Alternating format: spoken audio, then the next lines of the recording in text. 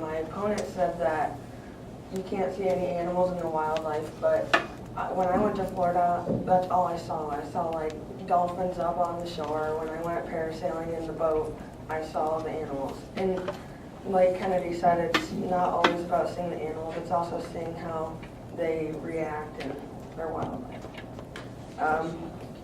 Therefore, I believe that it should be illegal to keep animals in captivity.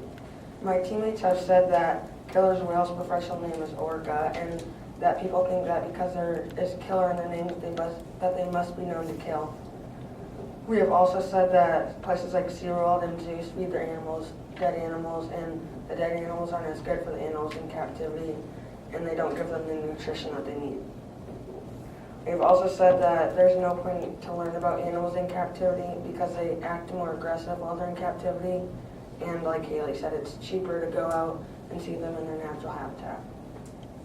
We would also like to say that SeaWorld lies about how they act, how they treat their animals, and they don't tell everyone that, like how the animals like it there. They don't tell everyone that they split up the families, and they also put their animals in small captivity for them to live, and it's like someone's getting taken away from their family for doing nothing and putting in a small jail cell for not doing anything. Did you know it is illegal to kill orcas? Well, SeaWorld went out and caught 2 orcas, and they both died in the net. And SeaWorld told the crewmen on the ship to cut open the whales and put rocks in the whales so they would sink to the bottom, and no one would know that the perfect SeaWorld killed 2 whales. I hope you all agree with us that the best place for the animals is in the wild and their natural habitat. Okay, my opponents have said that animals are being imprisoned for life, but I disagree because most of the animals that come in are either endangered animals or they're injured and they're helping them heal. So therefore the animals are not being treated badly. Many species of animals would be extinct without captivity, example the Mongolian wild horse. Nearly all reintroduction involves threatened or endangered species.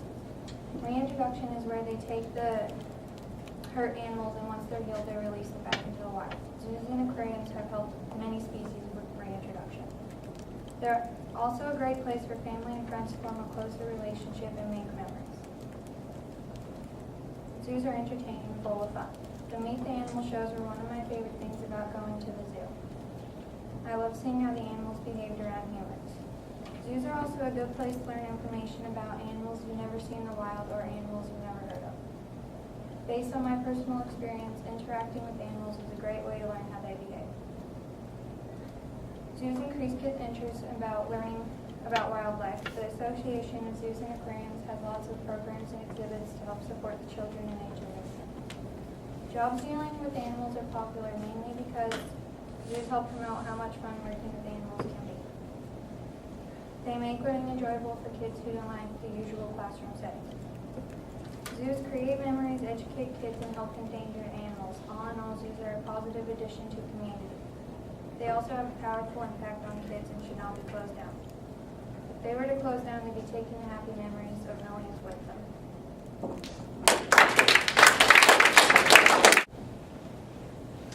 My opponents have said that when Collin went parasailing, he saw lots of marine life, and I just want to add back to the point where, like they said, how it's expensive to go to SeaWorld, and it costs like $400, or I forgot how much. Parasailing is going to cost just as much, I'm guessing. And also, they said something about saving the endangered animals and having like not necessarily squads, but like they don't have to be zoos. They can just save the animals, save the endangered animals, treat them, and then release them back in the wild. But with like in Asia, how there's the tigers and their natural habitat is the forest, but all these people who aren't listening to all the other people who are trying to stop them from cutting down the trees, all these people aren't caring and not listening, and they're just cutting down all the trees and getting rid of their forests. So the zoos are trying to save as much animals as possible, and they're like trying to help them. And plus, when you've ever been to a zoo, it's like they're trying to make it seem like the animal's in its natural habitat too. So it's like a monkey, they're in the trees. So even if there's still a net around the trees, they're still in the trees and they're still having a good time. So therefore, it's not really expensive, and zoos still do help save endangered animals.